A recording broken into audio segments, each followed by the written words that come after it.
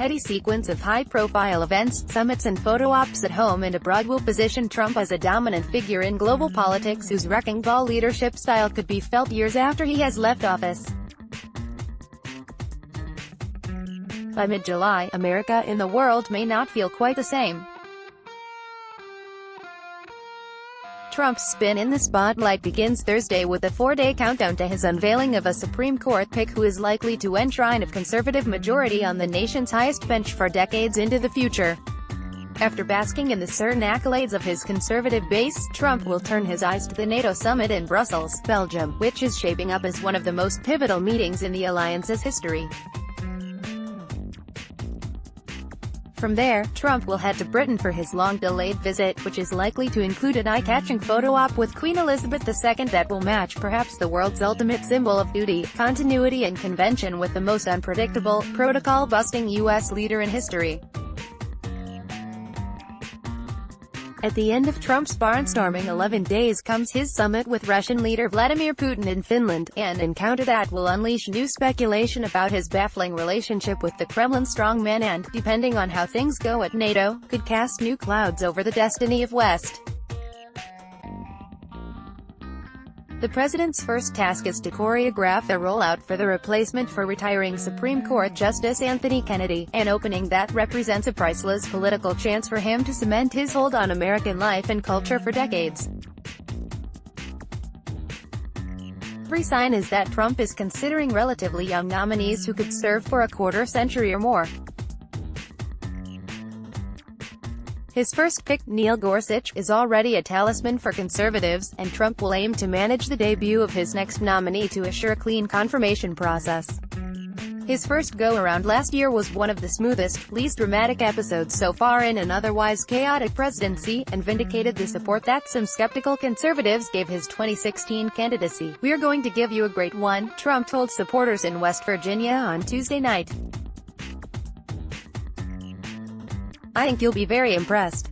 These are very talented people, brilliant people, and I think you're going to really love it, like Justice Gorsuch. We hit a home run there, and we're going to hit a home run here," Trump said. The president is sure to spend the weekend driving anticipation for his announcement, like a television producer building suspense for a primetime show.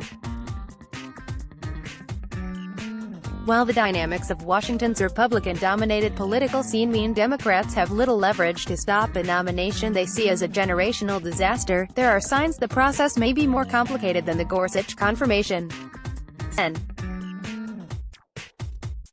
Susan Collins, our Maine, told CNN's Jake Tapper State of the Union on Sunday that she would not vote for a nominee hostile to the Roe v. Wade ruling upholding the constitutional right to an abortion. Senator Lisa Murkowski, an Alaska Republican, is under scrutiny for similar reasons. Both senators voted to confirm Gorsuch, however, who most conservatives believe would vote to overturn Roe v. Wade. Intense lobbying is taking place ahead of Trump's announcement, with some divisions appearing in legal circles between supporters of Judge Amy Coney Barrett, a favorite of social conservatives, and Judge Brett Kavanaugh, who some in the movement feel has been insufficiently supportive in some rulings on key planks of its orthodoxy. Whoever Trump picks, though, is likely to be the culmination of a decades-long effort by the conservative legal community to dictate the ideological balance of the court. The NATO summit in Brussels on Wednesday and next Thursday is one of the most consequential meetings of Western leaders since the end of the Cold War.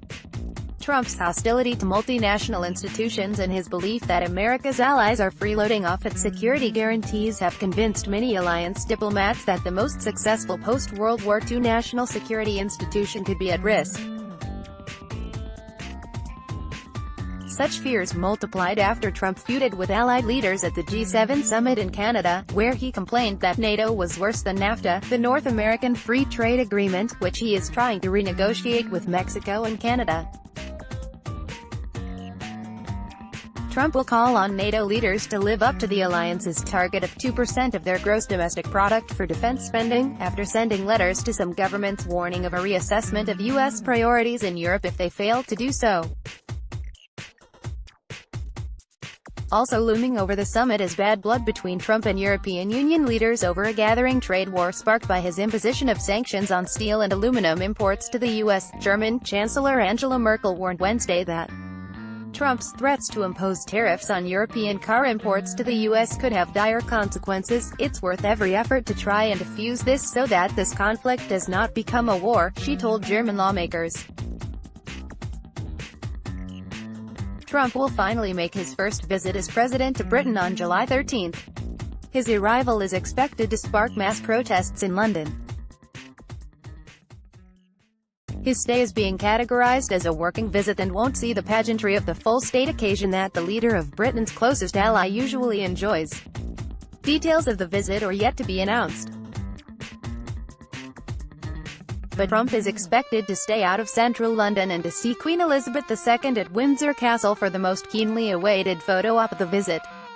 He is then likely to meet Prime Minister Theresa May, for whom his visit marks a dicey political assignment, at her official country residence, Chequers, in Buckinghamshire, west of London, diplomatic sources said.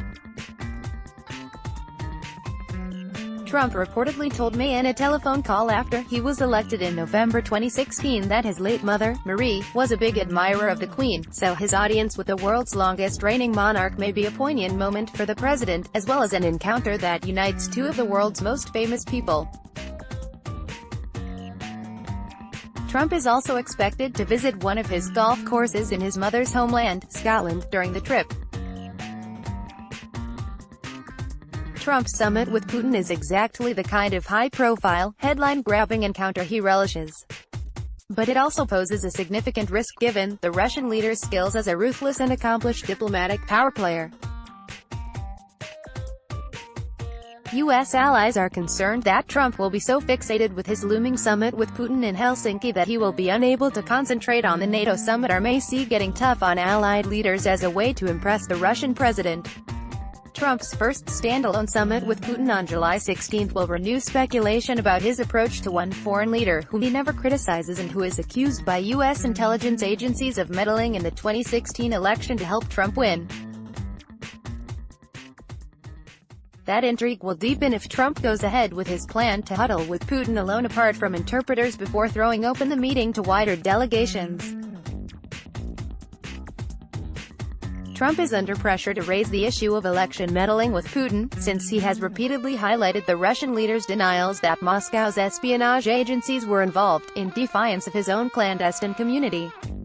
Trump's claims that the election interference saga is a witch hunt and a plot by Democratic and deep state foes absorbed a blow with the release of a report by a key Senate panel Tuesday that endorsed the findings of U.S. intelligence agencies. Despite the political clouds over the summit, the two sides have grave issues to discuss since relations are in their worst since the fall of the Soviet Union. Trump is adamant that he can repair the poisoned U.S.-Russia relationship. The talks are expected to focus on the geopolitical mire in Syria, fears of a new nuclear arms race and Trump's effort to convince North Korea to end its own nuclear and missile programs. But few analysts are expecting big progress. Domestic politics has made it hard to get to the summit, but it's divisions over actual issues that will make the summit deliverables difficult, said Matthew Rajansky, director of the Kennan Institute at the Wilson Center.